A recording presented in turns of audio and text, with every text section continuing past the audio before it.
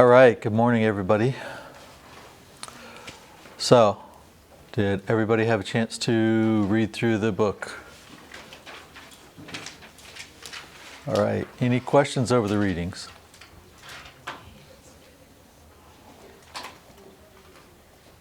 All right, is everybody ready to go ahead for the quiz?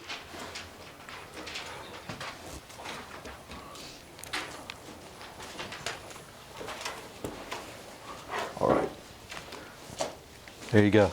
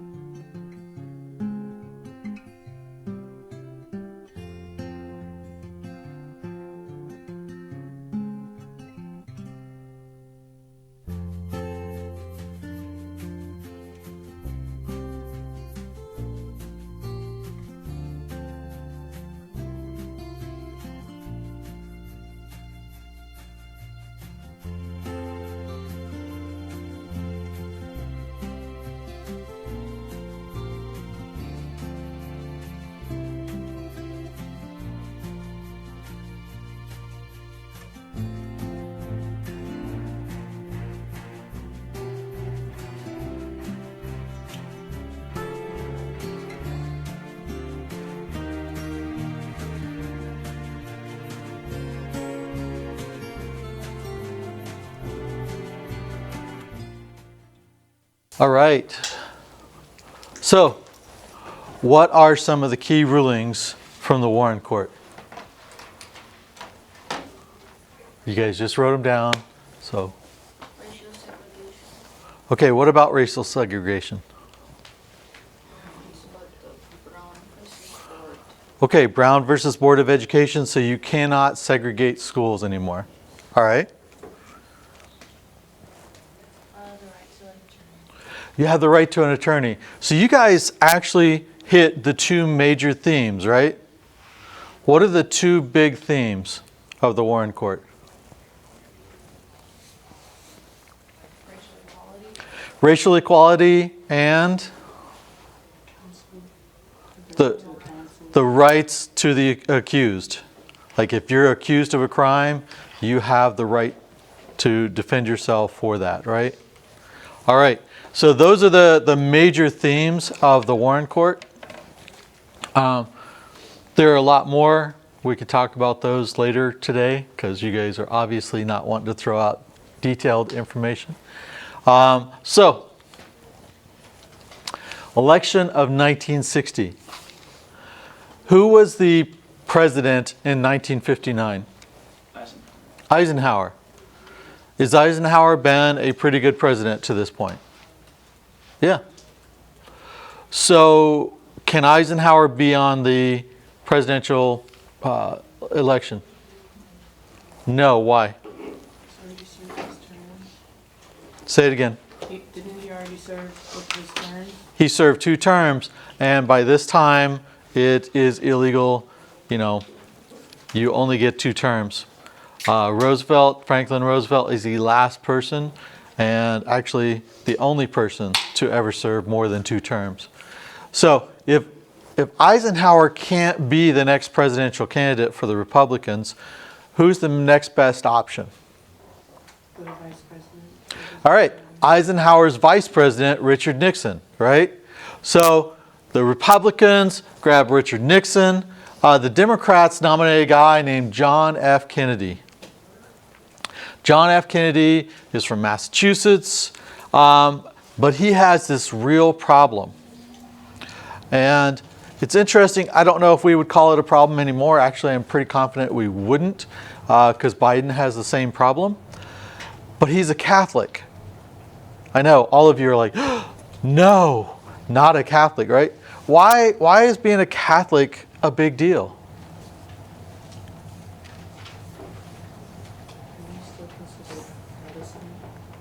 So most of the South, who are your Democrats, are still very strong Protestants, right? Is that an issue? Obviously. Yes. Yeah, in fact, some people go as far as to say, well, because he's a Catholic, he will do everything the Pope says, and so we will just have elected the Pope president. Now, realistically, they're going a lot out of line. But this is something that he is struggling with. So he is from Massachusetts, and he's a Catholic, and he's trying to get the votes of the South, who are basically hate Northerners and do not want a Catholic.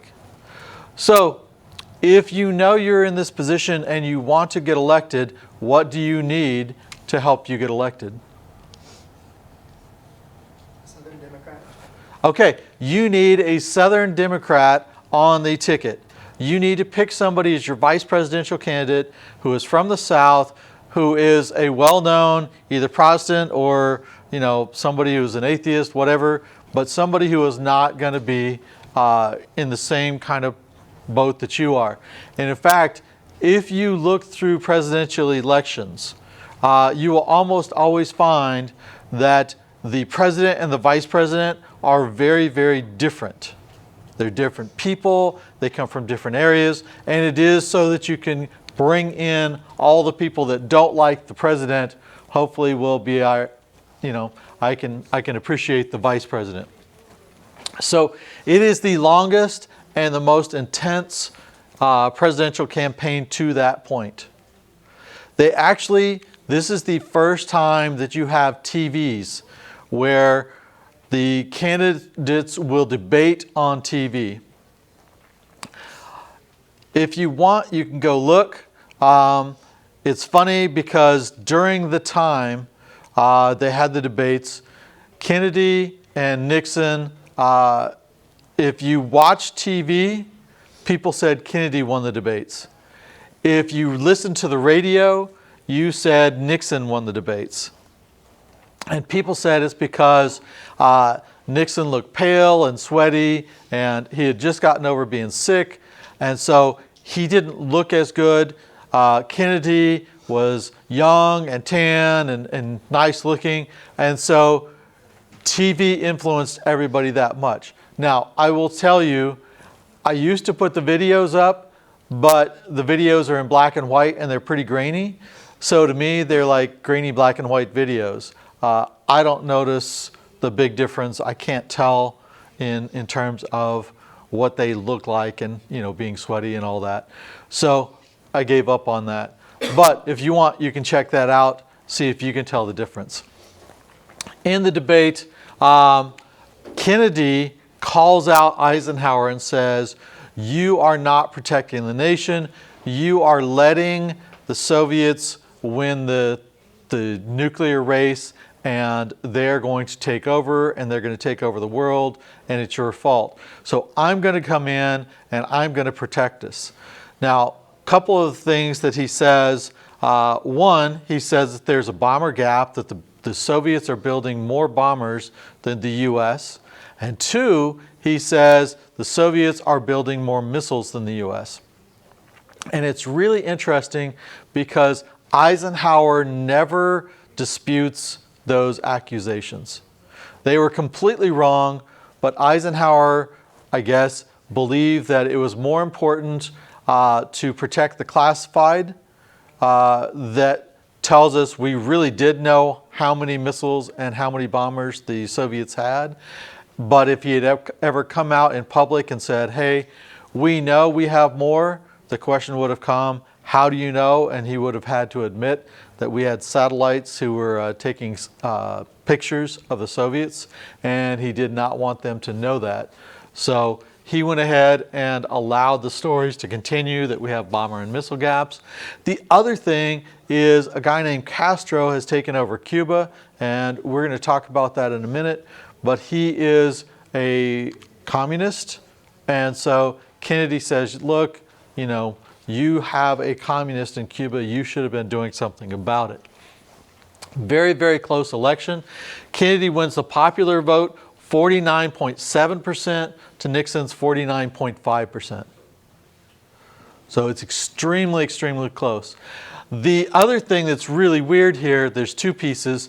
One, Nixon later claimed that Johnson helped Kennedy steal Texas, that there was some irregular voting, and Illinois. And if you look, if Kennedy had lost either Texas or Illinois,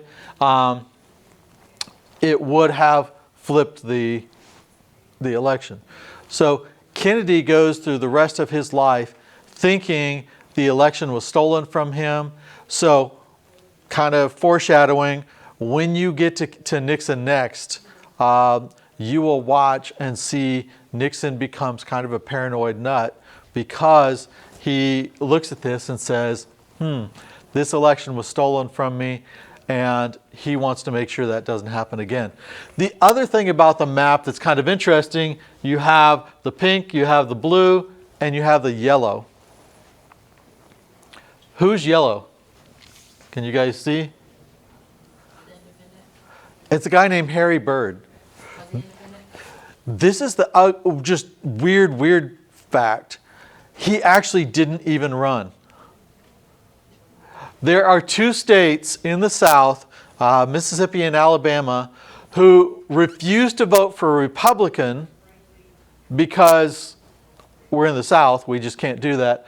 But we refused to vote for Kennedy because he's a Catholic and he's a liberal from the Northeast. So they voted for a guy who wasn't even running, that had no shot of winning, just to make the point that they hated the other two. And as far as I know, that's the only time in history, U.S. history, that this has happened, where people just voted for somebody who was not even running. All right, as I said, during Eisenhower's time in 1959, you have a guy named Fidel Castro who overthrows Batista, who is the dictator of Cuba. Now, Batista is kind of a dirtbag, so nobody really cares about Batista being overthrown. Castro comes in and he starts to do some things that are making people feel uncomfortable, and they're like, is this guy a communist or not?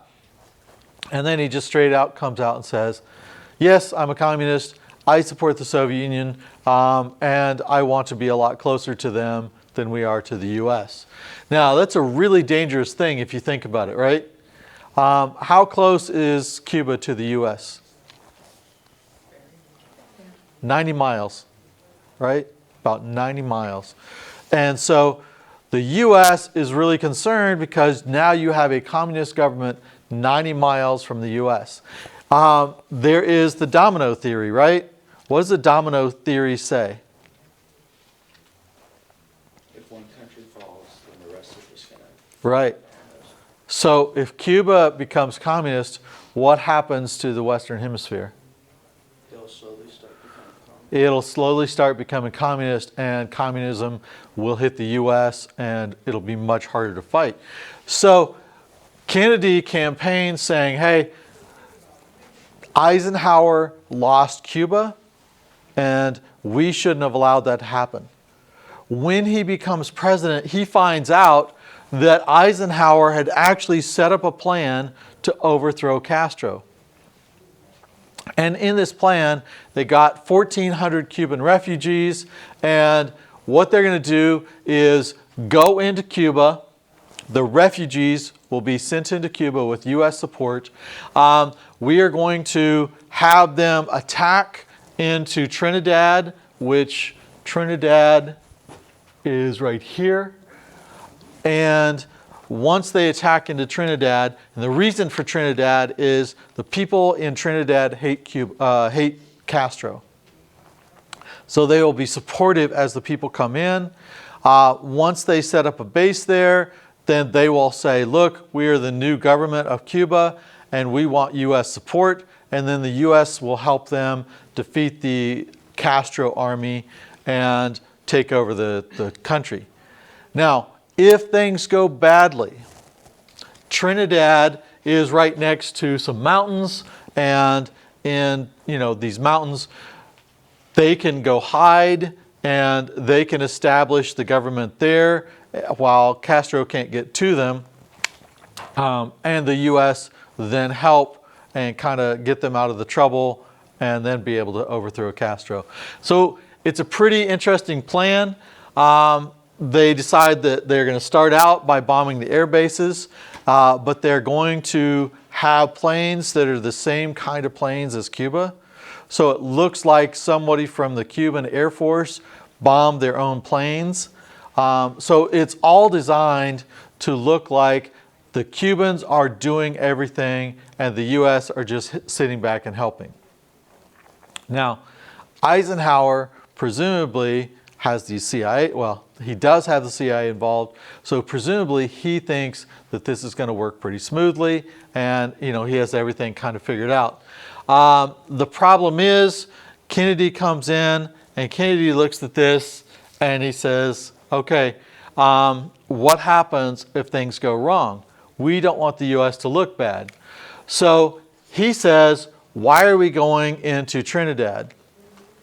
And the people say, well, do you want us to go somewhere else? And he says, yeah, come up with a different plan, with a different place. And so they sit down and they come up with the Bay of Pigs. Now, Trinidad, the people knew. The people of Trinidad hated Castro, so they were going to be supportive. The Bay of Pigs is a bay, but there's a lot of coral reefs there. And so now the U.S. is not sure, how are we going to get the boats in there? We didn't know about the coral reefs, but nobody went in to check. The other thing is in the Bay of Pigs, it's an area that Castro really, really likes. He goes fishing there all the time, so the people there really like Castro. Do you see how this may cause some problems? All right, so now they roll in. The initial airstrike that is supposed to take out the Air Force, the pilots, as they fly in, they miss the Cuban Air Force and they botch the entire job. However, the Cubans take a picture of the aircraft and they sit down and they say, hey, wait a minute, this is not a Cuban aircraft. They take it to the UN and go, look, this is a Cuban aircraft. This is an American aircraft painted to look like a Cuban aircraft. So now the US is already kind of highlighted as being involved. And by the way, the Cubans watched while the guys were trained in Guatemala. So they were pretty aware of what was going on. They knew the attack was coming. And so they were prepared for it. As soon as this goes to the UN, Kennedy calls off the second airstrike and says no other military personnel, U.S. military personnel, are going to be involved. The Navy ships have to be way far out so that they won't be sighted, they won't be noticed. The U.S. military aircraft that were supposed to come in and help are no longer going to help. And so now it's just the 1,400 Cuban refugees, and they are rolling in, and they are in the little rubber boats. And as they are going into the bay, the rubber boats catch on the coral reefs, and it rips a lot of the boats open. So now the guys lose their ammunition, they lose their equipment, and they are swimming ashore. In addition, they do this at night, but there's a hotel being built on the bay. So the guys who are building the hotel decide that they want to go out and drink beer next to the bay. They drive a pickup out, and as they park the pickup, they see something, and so they're like, what is that? And they move the pickup so the headlights will shine on what it is. It's one of these rubber rafts that the guys are coming in on. They realize they've been seen, so immediately they're like, all right, we need to kill these guys so they won't tell on us. They shoot the pickup. They are not good shots. It winds up shooting near the pickup. I think they blow out a mirror or something. But long story short, the guys in the pickup realize, okay, there's an invasion happening and they are attacking us. So they pull out and immediately drive back to the hotel they're building. They call Castro. They bring in the army, and the army rolls in tanks and infantry. So before these guys even get out of their boats, they are met by the Cuban army. Now, based on your understanding of life, how is this going to work? Yeah, at this point, life is going really, really bad.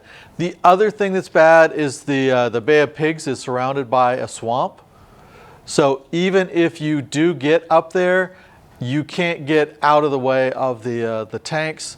And so by the end of it, 1,300 participants out of 1,400 are killed or captured in the first few hours. The whole reason that Kennedy is not supporting anything is because he doesn't want the U.S.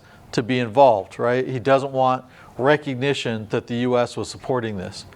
If you're one of those 1,300 people captured and you feel like the U.S. set you up, that you're going to go in and get U.S. support, and then all of a sudden the U.S. backed off and left you and you're stuck with it, what are you going to do as soon as you're captured? Right out of the U.S. Oh yeah, they were like, the U.S. was behind this.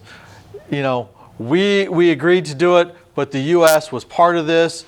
So now the U.S. has, you know, it's really embarrassing. We have egg on our face. Not only were we helping to overthrow another country, but we did it really badly, right? So Castro now says, do you want these 1,300 people back? And the U.S. says, yeah. And he goes, okay, I want $53 million in baby food, and we will give you the guys back. Why do you think Castro Like, why baby food?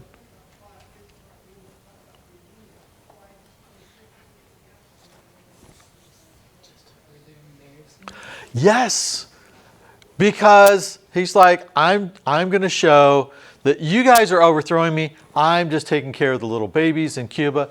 By the way, you guys are a bunch of babies because you couldn't even handle overthrowing a government, right? So it's just a slap in the face to say, you guys are stupid. You guys couldn't even handle doing this. The Kennedy administration is embarrassed horribly. He actually goes back and says, if anything like this happens again, I will be impeached. Who is the last president and the only president at this point who's been impeached? Johnson. Lincoln's vice president. And so he really believes, I can't screw up like this again. He campaigned on, we're going to go ahead and get rid of Castro, and he blows it. So he's embarrassed. He's really ticked off at the military and the CIA, who he thinks got him involved in this. And so through the rest of the Kennedy administration, he does not trust his military advisors. He does not trust his intelligence advisors. All right. He is supposed to be meeting Khrushchev, the leader of the Soviet Union, right after this. Now, Khrushchev has blustered around and told Eisenhower a few times. He's like, you know what? We're going to take Berlin. And Eisenhower looks at him and goes, yeah? You and what army, right? How are you going to do this? You going to do this in spite of the facts we have nukes? Is that what you want to get nuked for? And Khrushchev kind of backs off. Well, at the Bay of Pigs, he perceives Kennedy as this young schmuck that really doesn't know how to do anything. And so when Kennedy comes to meet him, they have this summit, and Khrushchev just rolls in and says, this is what we're doing. This is how we're doing it. You don't have a choice. This throws Kennedy. And he's trying to be polite, but he's like, okay, this guy is just being a jerk.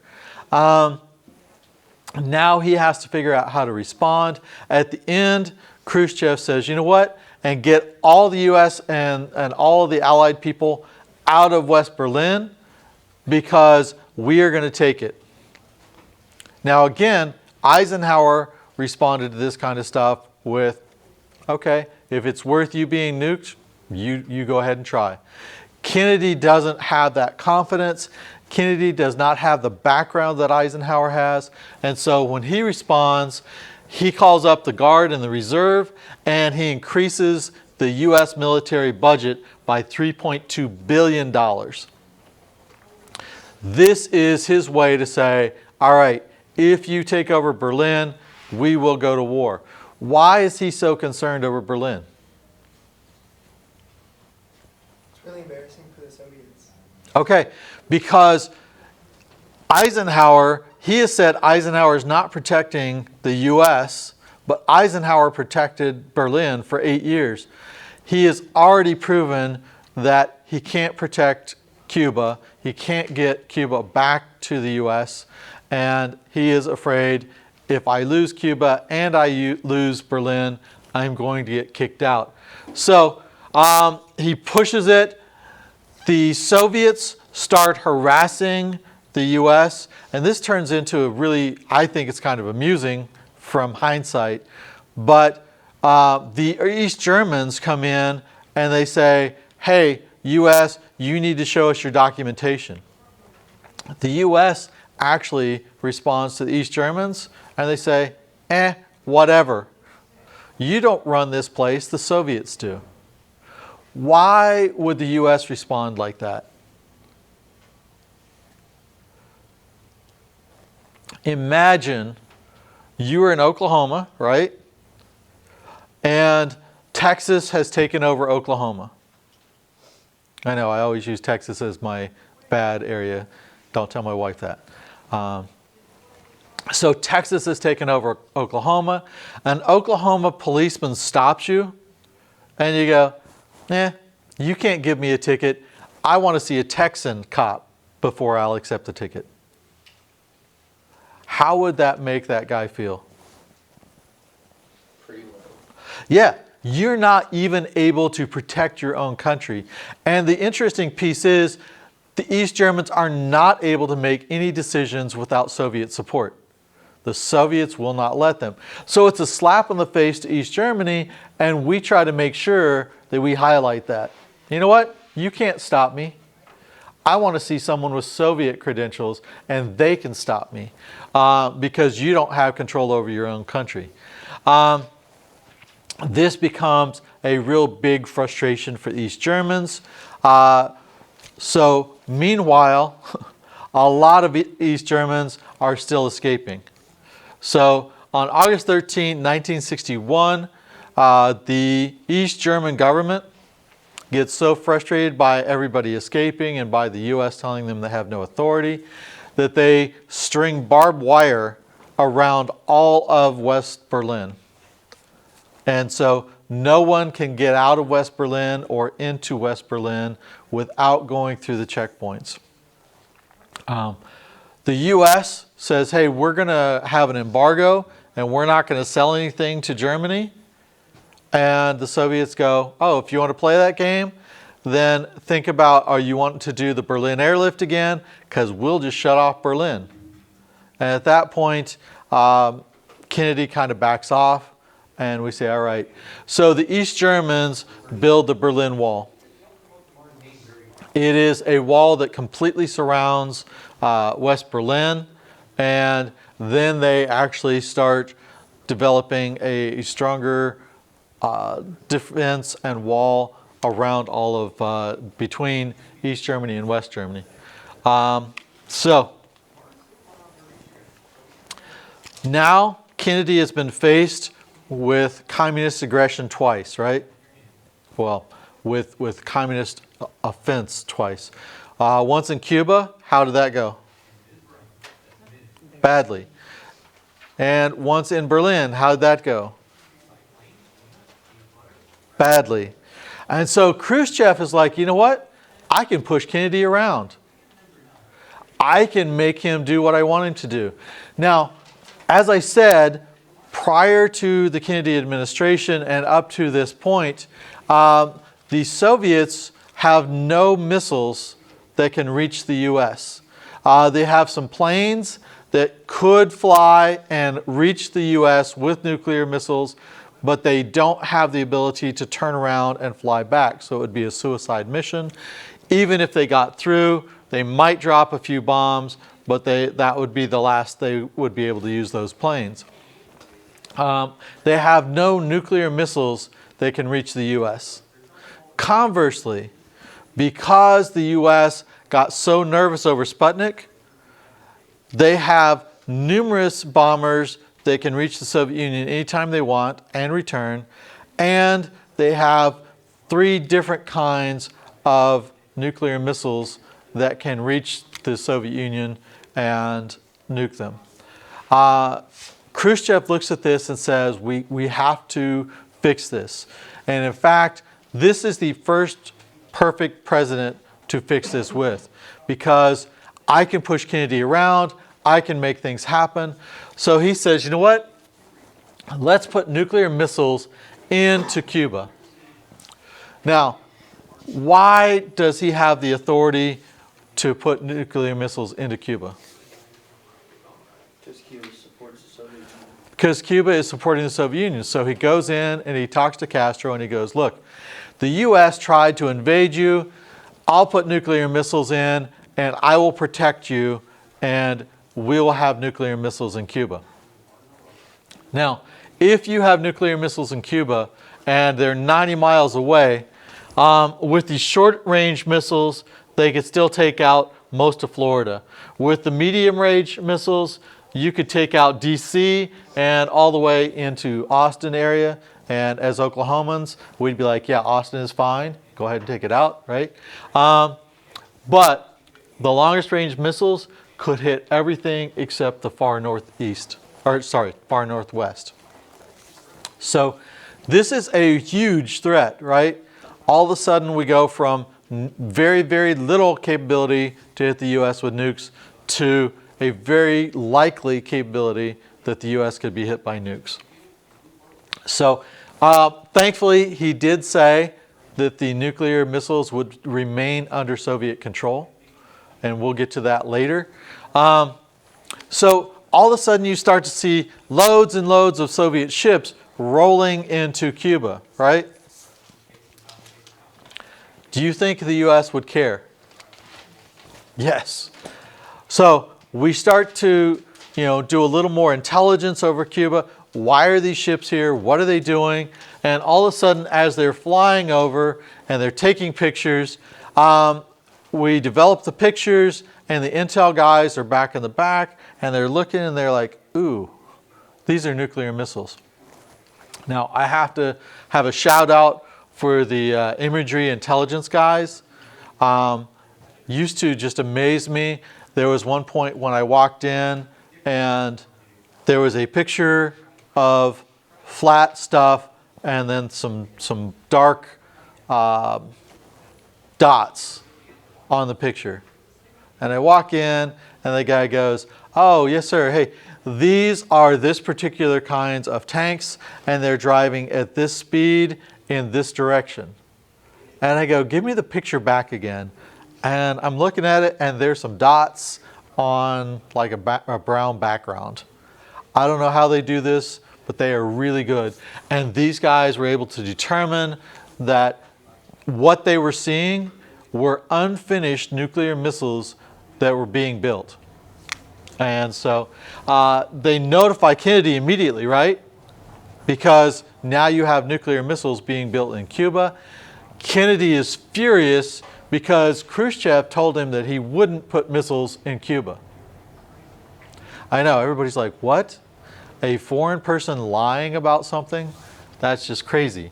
But Kennedy really believed that Khrushchev wouldn't lie to him. Again, he believes that he is going to be thrown out of office. So he gathers a group called the Executive Committee. Now, you guys are my Executive Committee, all right? There's missiles in Cuba. What do we do? What are the options? Start a war with Cuba. All right, so I can invade Cuba, right? Let's write that down.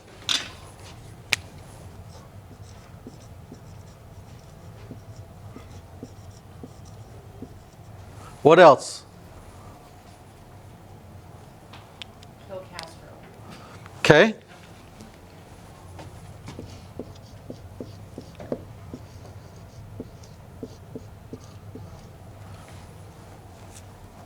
What else? Try to reason with them.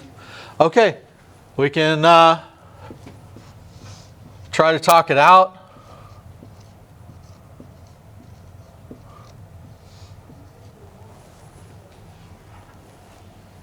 Anything else? How about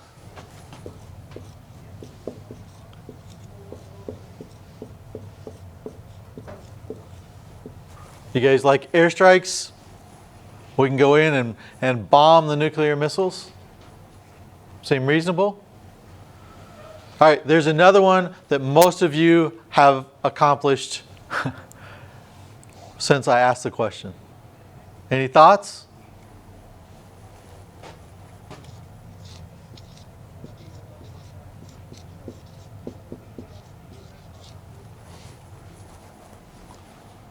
Is that a possibility? Okay. So let's walk through these. All right. They actually brought up airstrikes, invasions, the blockade, and do nothing. So he sits down and he says, airstrikes, Air Force, can you conduct airstrikes and take these missiles out? And they said, yes, we can. And he said, can you guarantee that we can take them out and they can't hurt us? And the Air Force said, we're pretty sure that we can take out like 80% of them.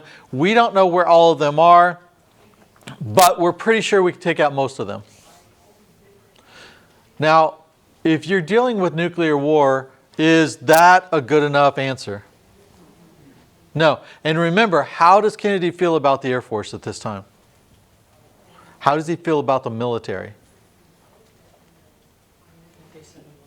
They set him up. So he's like, no. We are not going to do airstrikes, because if there's a chance that one missile can come in and hit the U.S., we're not going to do that. So let's talk kill Castro. Could I kill Castro? And probably the CIA would be the best place to do that, right? So let's ask the CIA, can you kill Castro? And the answer is probably yes, right? Although they didn't do a very good job, they tried several times. Does that take out the missiles? Does that negate the threat of the missiles? All right, so that doesn't work.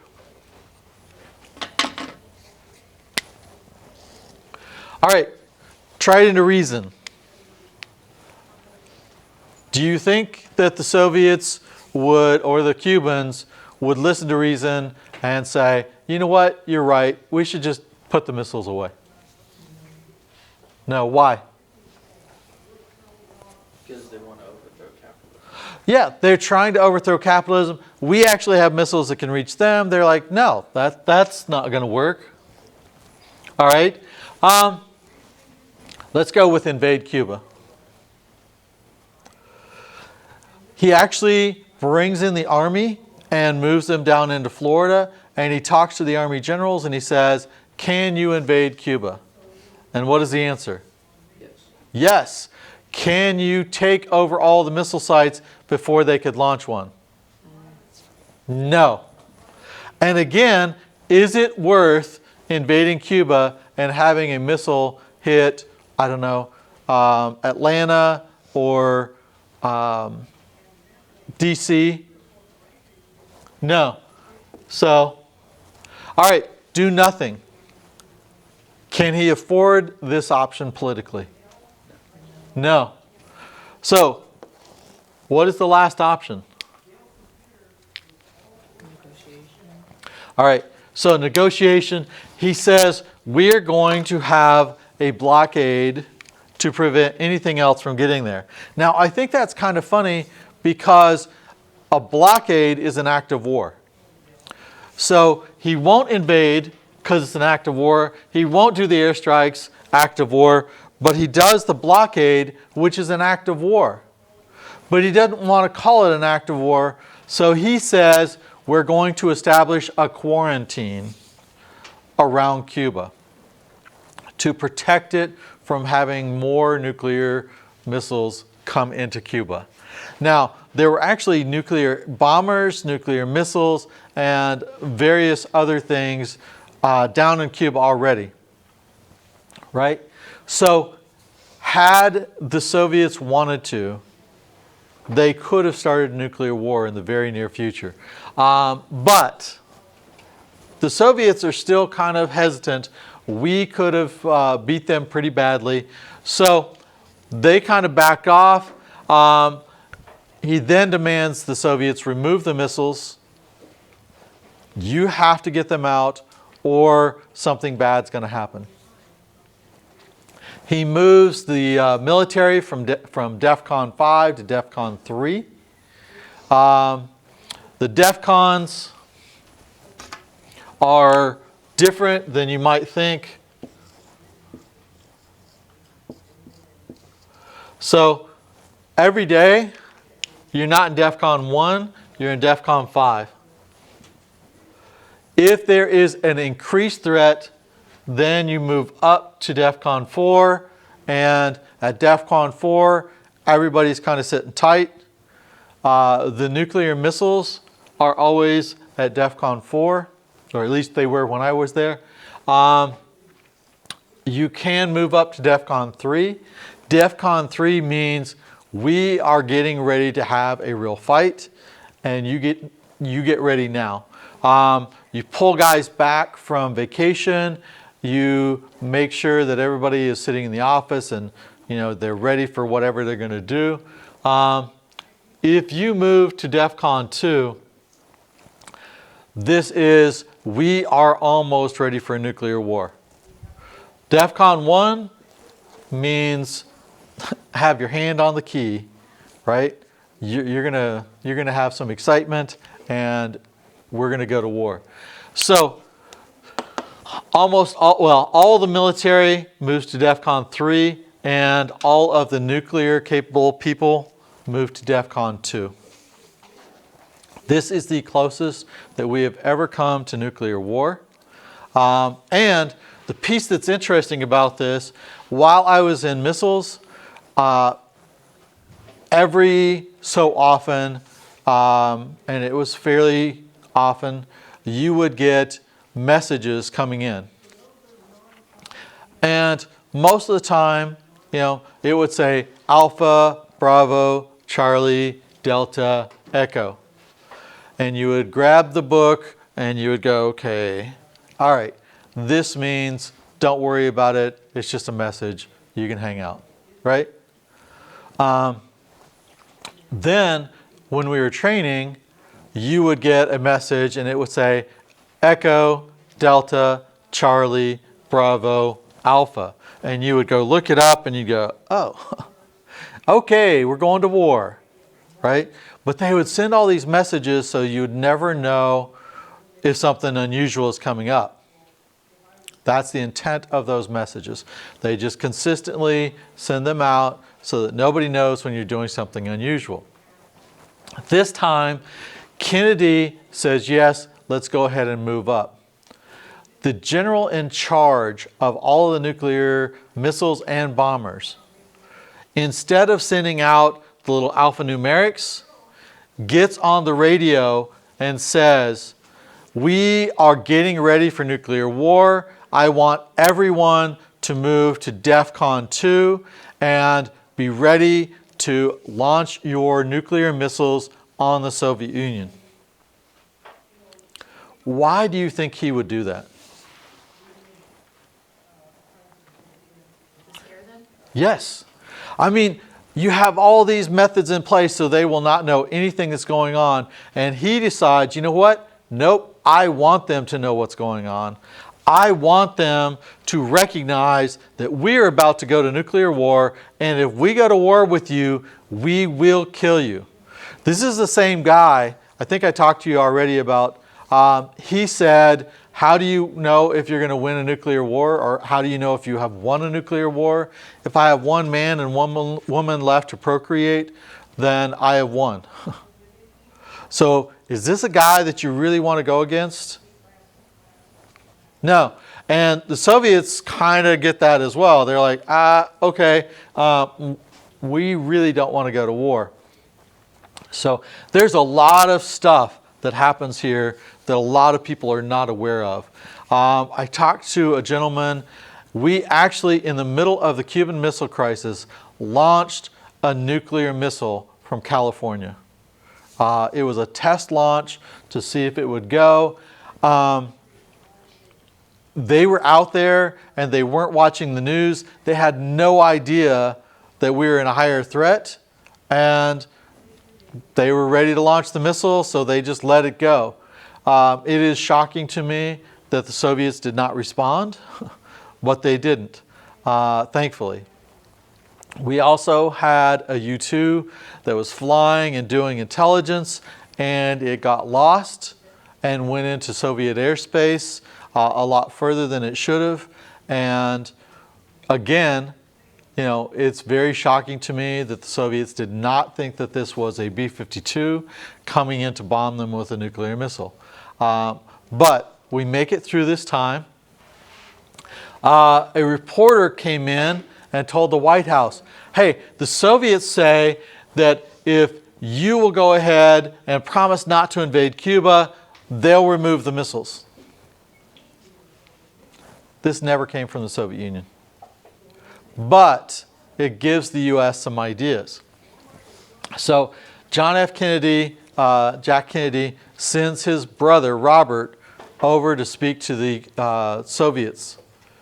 And he says, look, can we make a deal? Can we do something? And so the Kennedy brothers make the deal in open forums. President Kennedy says, we will promise never to invade Cuba again if you will remove the missiles. Privately, Robert Kennedy says, look, you're ticked off because we have missiles in Turkey. We will take all the missiles out of Turkey, all the missiles out of England, if you will go ahead and take the missiles out of Cuba. But please take the missiles out of Cuba, and we will slowly take the missiles out after a couple months. Why do you think that they have to make that deal? Politically, and in fact, intriguingly, Khrushchev loses power in the Soviet Union because he agrees to this deal.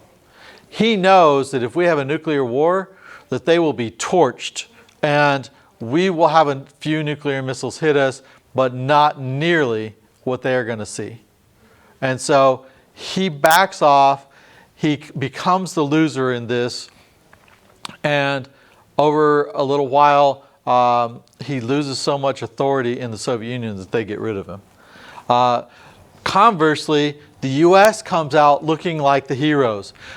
Dean Rusk, who is the Secretary of State, says, we were eyeball to eyeball and they blinked first. So, anybody watch boxing? What happens in the weigh-in? Like right up next to each other, staring each other down. Yeah, they stand and they're staring at each other, which I'll admit I never really understood. It's like, okay, if you're going to get that close, just hit somebody. You know, this whole, ooh, look, I can make a meaner face than you can. I never really understood it. But he says, we were standing face to face and they blinked. They backed down. So we win. There's a whole premise of 13 days. In 13 days, the Kennedy administration pushes back the Soviet Union and wins the political fight over nuclear war. It's garbage. It was written by the Kennedys, and it's not true at all. So it really takes a month and a half before the Soviets get rid of their nukes, and they trade their nukes for our nukes. So it's not like we won and they backed down. It's we made a trade. The other interesting piece of this is the missiles in Turkey and England and Italy are obsolete by this time. They were created really quickly. They're liquid fueled. They're very dangerous. And one of the guys that was actually building the missiles, when I talked to him, he said the goal was to be able to have a missile that could reach the Soviet Union. And when he was asked, okay, what does that mean? You know, like hit a town in the Soviet Union? He's like, no. The goal was to reach the Soviet Union. They're not that good at targeting, and so would have caused problems. So we got rid of missiles that were dangerous and that we really didn't want anyway, and we got the missiles out of Cuba. The other thing is we had missiles on submarines by this time, so we could put the missiles on the submarines and they could be anywhere in the world that we wanted them to be. All right, so what's the legacy of the Cuban Missile Crisis? This is the closest that we have ever come to a full-out nuclear war, right? What would have happened if there had been a nuclear war? World would have ended. I mean, for practical matters, yes. Even if you win a nuclear war, it's not a fun place to live, right? Scientists now know that every nuclear blast that we did has left nuclear radiation for hundreds of thousands of years, and you guys get to live in that nuclear radiation I know that you wanted to know that. But you've been living in it all your life, so it's not like it's a big change. Now you just know. So what do we need to do to make sure this doesn't happen again?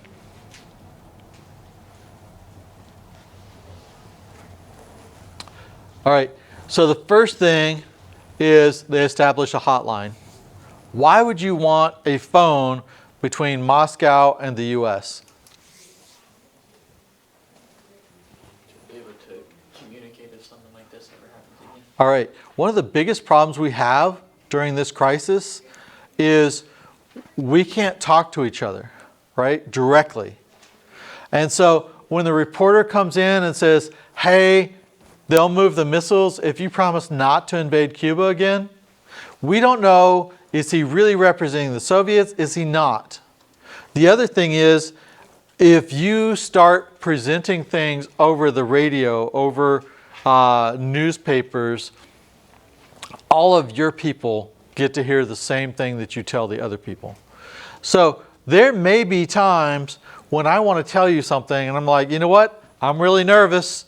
I don't want to go to war, but do I want everybody in the US knowing that? No, I want to look like I'm strong and brave. And so I need a way that I can speak privately to the other side and go, hey, are you guys really planning to go to war? Because we don't want to, and let's talk about how we get away from this, right? So these phones are really, really positive. I like the phones.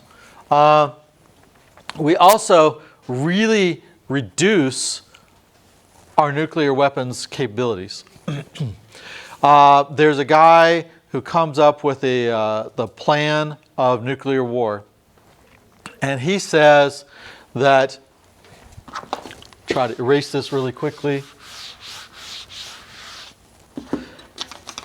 He says that the best way to prevent nuclear war is to have both sides have an even number of nukes. Now, if you think about it, what we have at this point is we have a lot more nukes than they do. Why do you think Bernard Brodie thinks this is better than this?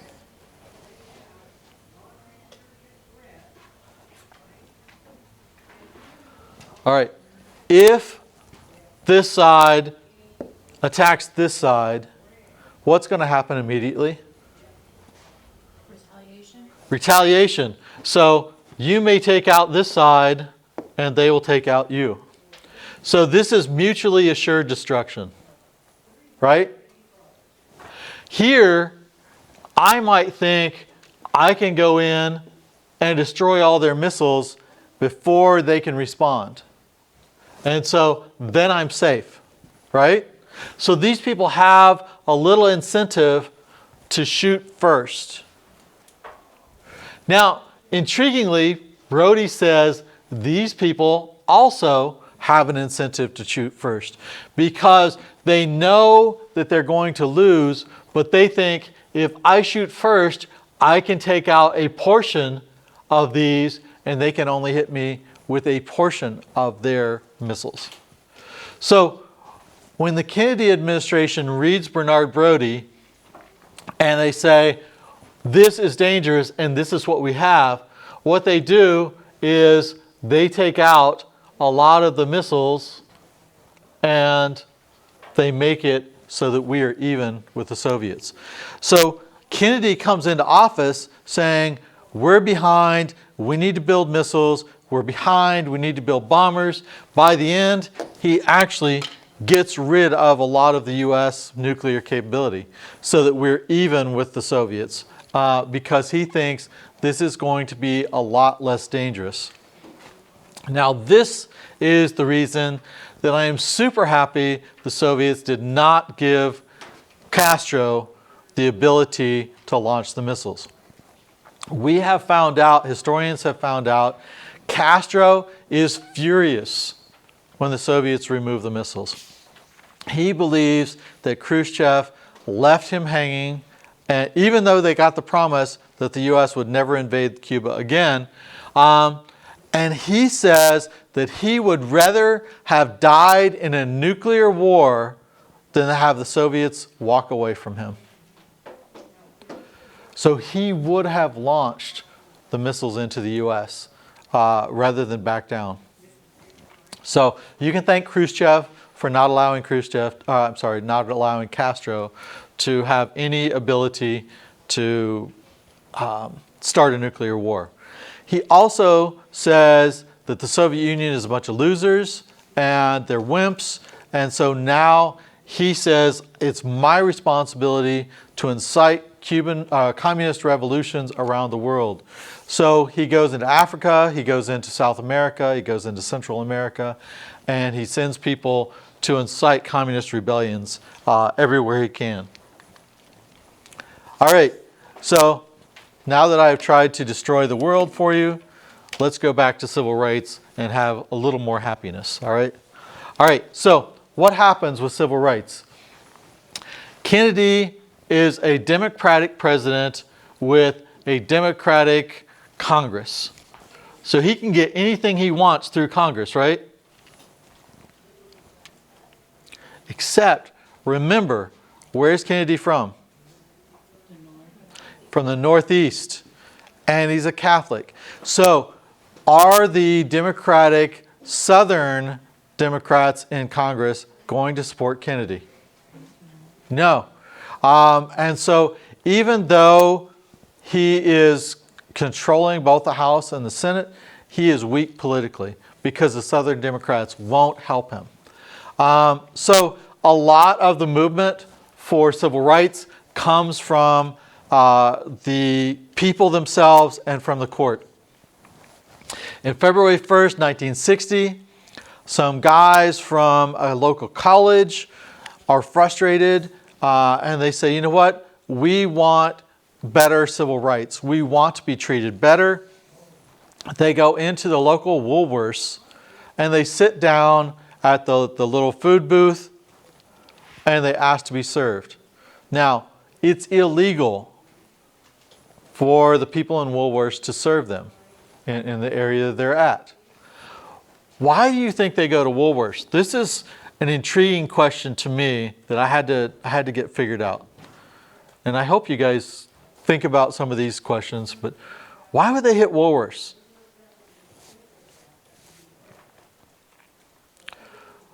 Anybody know what Woolworths is?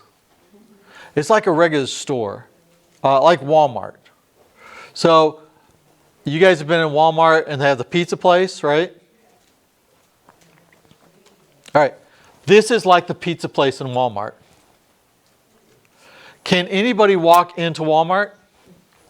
Yeah. So even African Americans can walk into the Woolworths. So they're not breaking and entering. They are not going someplace it's illegal for them to go. It's just illegal for them to be served the food at the food place. And so what they do is they go up to the lunch counter and they sit down.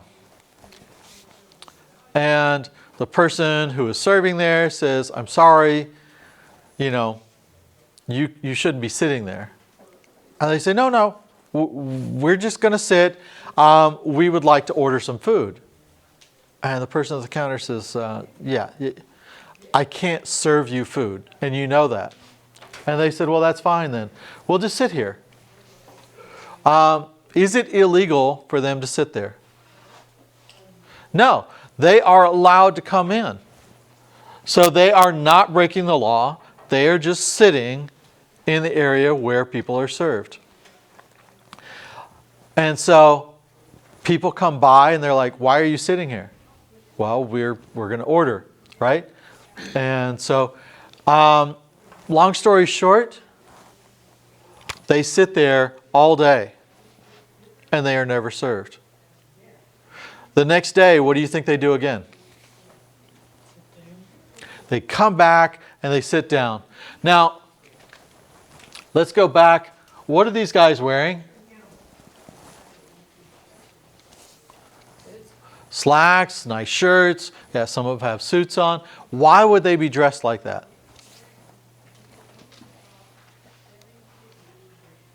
They want to make the point. We're not thugs. We're not causing problems. We're decent young men who are just coming in and sitting.